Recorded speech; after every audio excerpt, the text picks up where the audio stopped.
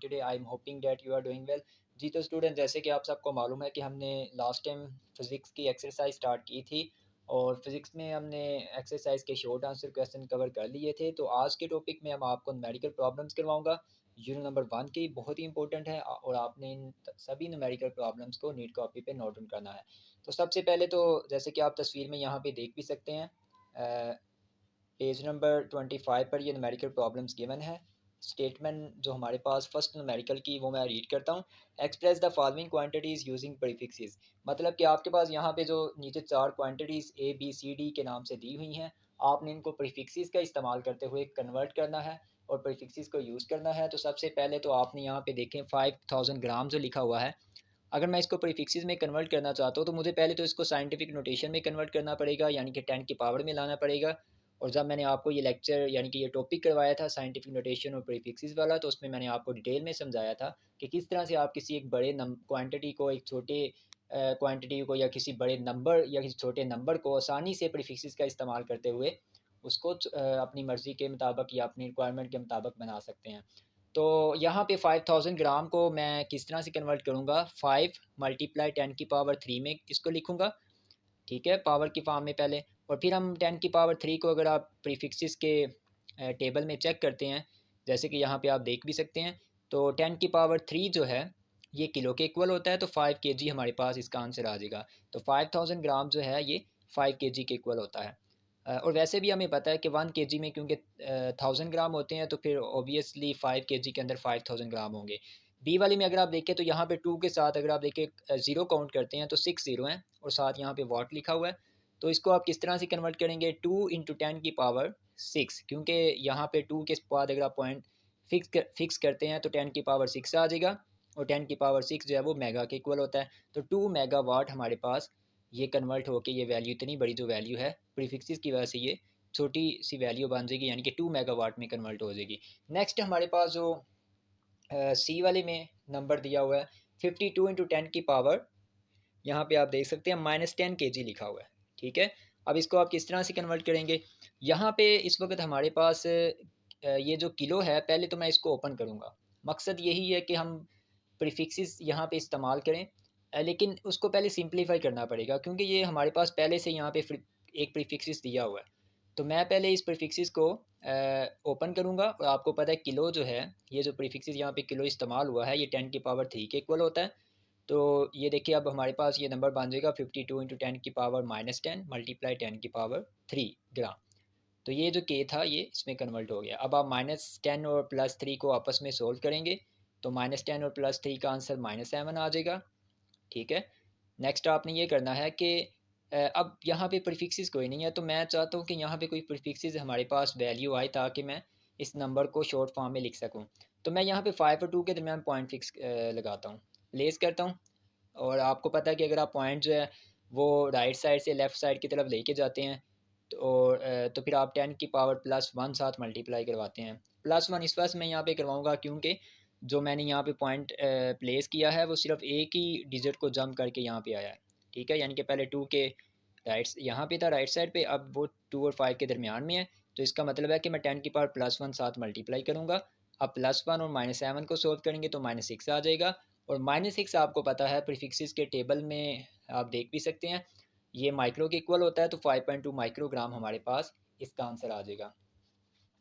इसी तरह हम डी वाली अगर देखते हैं नंबर, तो 2 हमारे पास यहाँ पे लिखा हुआ है 225 इंटू 10 की पावर -8 सेकेंड, ठीक है। 225 इंटू 10 की पावर -8 सेकेंड। तो इसको कैसे कन्वर्ट करेंगे, सबसे पहले तो आपने यहाँ पे देखना है कि कोई पहले से कोई प्रीफिक्सेस तो नहीं था, जैसे कि सी वाले में था किलो लिखा हुआ था तो मैंने उसको पहले ओपन किया था। तो यहाँ पे तो कोई भी नहीं है, तो मैं क्या करूँगा, मैं यहाँ पे डायरेक्ट पॉइंट प्लेस करूँगा, ठीक है। पॉइंट पहले अगर आप देखिए इसमें लास्ट में पॉइंट है, आपको मैंने समझाया हुआ है कि जिस नंबर में पॉइंट नहीं होता उसके लास्ट में पॉइंट होता है। तो ये पॉइंट यहाँ से दोनों 2 के दरमियान में अगर मैं प्लेस करता हूँ तो साथ हम 10 की पावर +2 मल्टीप्लाई अब करवाएंगे इस पॉइंट को प्लेस करने की वजह से। -8 पहले से मौजूद था, +2 -8 आपस में सोल्व होंगे तो हमारे पास आंसर आ जाएगा -6। अब हमें पता है कि 10 की पावर -6 माइक्रो के इक्वल होता है, तो इसको मैं कन्वर्ट कर दूंगा और अब हमारा आंसर आ जाएगा 2.25 इन माइक्रो सेकेंड। तो इस तरह से आप जो है वो नंबर्स को आसानी से प्रीफिक्सेस का इस्तेमाल करते हुए अपनी मर्ज़ी के मुताबिक किसी भी शॉर्ट फॉर्म में लिख सकते हैं। ओके, अब हम देखते हैं 1.2। तो 1.2 के लिए हमारे पास ये देखें यहाँ पे मैंने ओके। तो क्वेश्चन की पहले मैं स्टेटमेंट पढ़ता हूँ। How do the prefixes micro, nano and pico relates to each other. यानी कि माइक्रो, नैनो और पिको का आपस में क्या रिलेशन होता है। तो ये क्योंकि शॉर्ट क्वेश्चन अक्सर पेपर में पूछा जाता है, तो रिलेशन आपको यहाँ पे मिनिमम जो है वो दो रिलेशन बताने होते हैं। वैसे आप तीन भी लिख सकते हैं, लेकिन एटलीस्ट दो रिलेशन मैं आपको यहाँ पे समझाऊंगा भी। अच्छा, यहाँ पे सबसे पहले तो आपने देखना है कि पिको का माइक्रो का नैनो के साथ क्या रिलेशन है। मैं इन दो क्वांटिटीज़ को पहले चूज़ करता हूँ और इनका आपस में रिलेशन चेक करता हूँ। तो ये देखिए, मैंने तो पहले इनकी पहले पावर्स लिखी हैं तमाम प्रीफिक्सेस की, और आपको पता है कि तमाम प्रीफिक्सेस की पावर जो कि आपकी बुक पे भी दी हुई हैं, जिसकी तस्वीर आप यहाँ पे देख भी सकते हैं। 1 माइक्रो इंटू 10⁻�6 है, 1 नैनो इंटू 10⁻⁹ है, और 1 पिको जो है वो 10⁻12 के इक्वल होता है। अब सबसे पहले तो आप यहाँ पे क्या करेंगे, 1 माइक्रो को करेंगे 10⁻�6 के इक्वल, जैसे कि यहाँ पे मैंने ऊपर लिखा है। अब आपने करना ये है कि इसको 10⁻³ से मल्टीप्लाई भी करवा देना और 10⁻³ से डिवाइड भी करवा देना। मैथ का एक रूल है कि आप किसी भी नंबर को मल्टीप्लाई और डिवाइड एट टाइम करवा सकते हैं, क्योंकि इससे हमें अपनी मर्ज़ी के जो रिज़ल्ट होता है वो मिल जाता है। अब मैं इसे -3 से ही मल्टीप्लाई क्यों करवा रहा हूँ, उसकी वजह ये है कि ये -3 -6 में जब ऐड होगा तो -9 बन जाएगा। तो माइक्रो और -9 आपको पता है ये नैनो के इक्वल होता है, ठीक है। तो एक रिलेशन बन जाएगा। अभी आपको मैं समझाता हूँ, ये देखें। पहले तो आप ये मल्टीप्लाई और डिवाइड करवाएंगे। अब -6 और -3 आपस में सोल्व हो जाएंगे तो -9 बन जाएगा, और नीचे वाला 10⁻³ से जब ऊपर आएगा तो वो 10⁻+3 हो जाएगा। हमें पता है कि माइनस पावर जब डिनोमिनेटर से न्यूमिनेटर में आती है, यानी कि नीचे से आप ऊपर लेके आएंगे तो +3 में कन्वर्ट हो जाएगी। अब 10⁻+3 जो है वो 1000 के इक्वल होती है, और 10⁻⁹ प्रीफिक्सेस के मुताबिक नैनो के इक्वल है। तो 1 माइक्रो जो है वो फिर इक्वल हो जाएगा नैनो मल्टीप्लाई 1000। तो एक रिलेशन हमारा ये बन जाएगा माइक्रो का और नैनो का। अब नेक्स्ट रिलेशन हमारा है नैनो और पिको का। तो ये देखिए जी, 1 नैनो इज इक्वल टू 10⁻⁹ के इक्वल होती है। ये हमने वैसे ही लिख दिया। अब आप 10⁻³ से इसे मल्टीप्लाई भी करवा देंगे इस नंबर को, और डिवाइड भी करवा देंगे, ठीक है। इससे फ़ायदा ये होगा कि -3 और -9 आपस में मिलकर -12 बन जाएंगे, और ये जो नीचे -3 था ये ऊपर आके +3 हो जाएगा, ठीक है। अब -12 जो है ये पिको के इक्वल होता है, इसको आप पिको में इस फॉर्म में लिख देंगे, जबकि 10⁻³ जो है ये 1000 के इक्वल होता है, ठीक है। तो ये हमारे पास रिलेशन आ जाएगा 1 nano is equal to pico multiply 1000। तो ये दो रिलेशन हमारे पास आ जाएंगे, जो कि 1.2 क्वेश्चन के लिए हमें चाहिए थे। अब आप 1.3 की बात करते हैं। तो 1.3 में यहाँ पे स्टेटमेंट अगर मैं पढ़ता हूँ तो वो कह रहे हैं, your hair grow at the rate of 1 millimetre per day, find their growth rate in nanometre per second.